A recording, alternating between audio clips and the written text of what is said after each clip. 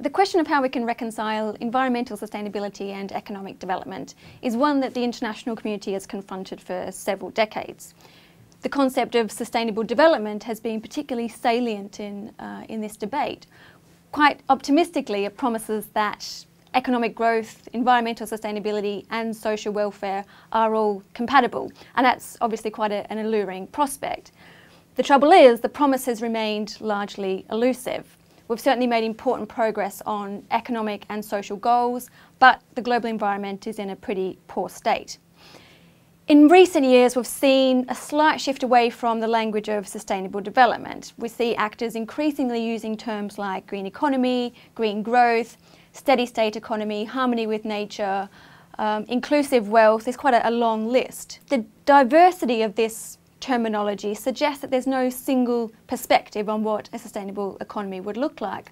But the diversity of the terminology also obscures actual points of agreement and disagreement. In my new Sperry paper, I document my analysis of 2 years of international debate about sustainable economic development.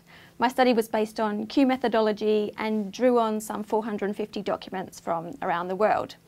What I found was that international debate about sustainable economic development features 3 prominent positions, and I refer to these as radical transformationism, cooperative reformism, and statist progressivism.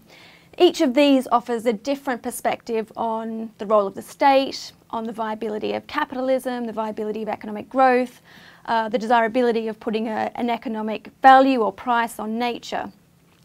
Now, it's unclear which of these positions offers a viable foundation for a future sustainable economy, but what is clear is that policymakers need to engage with each of these positions, and then we need open and inclusive debate in which each of these is reflected.